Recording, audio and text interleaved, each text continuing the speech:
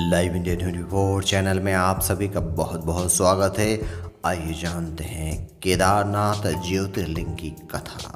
जब युद्ध में परिजनों, गुरुओं और हजारों सैनिकों की हत्या के बाद सैकड़ों वर्ष भटकते रहे थे पांडव, तब केदारनाथ धाम में भगवान शिव ने दिए थे पांडवों को दर्शन। केदारनाथ ज्योतिर्लिंग वही धाम है जहां भगवान शिव की आराधना और आशीर्वाद से पांडवों को मिली थी पापों से मुक्ति। भगवान शिव का केदारनाथ ज्योतिर्लिंग उत्तराखंड राज्य के रुद्रप्रयाग जिले में स्थित है। यह हिमालय की गढ़वाल श्रेणी में मंदाकिनी नदी के तट पर बसा हुआ है। केदारनाथ मंदिर केदार पर्वत की तलहटी में स्थित है। इसके पीछे ऊंचा शिखर, महापर्वत और केदारनाथ पर्वत श्रृंखला दिखाई देती है। यहाँ पर भैरवनाथ मंदिर भी स्थित है। भगवान भैरवनाथ जिस क्षेत्र की रक्षा करते हैं, पंच केदार में अन्य मंदिर पासी पर्वतीय क्षेत्रों में फैले हुए हैं। केदारनाथ को मोक्ष का द्वार माना जाता है। यहाँ दर्शन करने से जन्म जन्मांतर के पाप नष्ट होते हैं। विशेषकर महाभारत के युद्ध के पाप से पांडवों को मुक्ति यही मिली थी।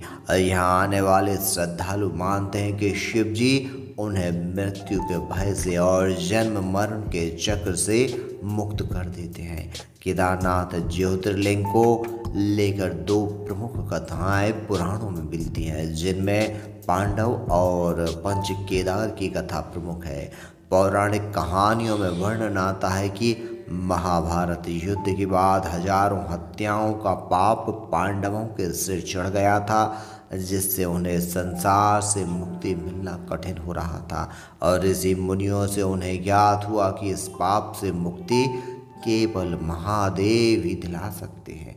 महाभारत के युद्ध के बाद जब पांडवों ने अपने संबंधियों और गुरुओं का वध किया तो उनके हृदय में भारी पाप बोध हुआ। वे मोक्ष और पाप मोचन के लिए भगवान शिव की शरण में गए।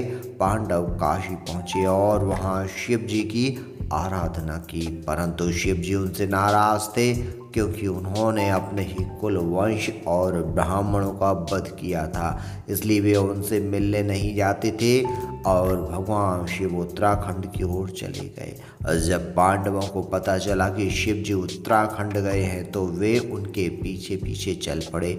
भगवान शिव ने उन्हें परीक्षा में ढालने के लिए एक बैल का रूप धारण किया और गुप्त काशी के मैदान में अन्य पशुओं के बीच छिप गए। तब पांडव उन्हें खोज रहे थे। तभी उन्होंने देखा कि एक बैल असामान्य है। भीम ने उस बैल को पकड़ने के लिए छलांग लगाई। भीम ने बैल की पूंछ पकड़ ली, लेकिन तभी वह बैल धरती में समा गया। केवल उसकी पीठ का भाग बाहर ही रह गया। ये स्थान आगे चलकर केदारनाथ ज्योतिर्लिंग के नाम से प्रसिद्ध हुआ। शिव जी के शेष अंग अलग अलग स्थानों पर प्रकट हुए। मुख रुद्रनाथ, भुजाएं तुंगनाथ, नाभि मध्य महाश्वर, जटा कल्पकेश्वर। इन 5 स्थानों को सामूहिक रूप से पंच केदार कहा जाता है।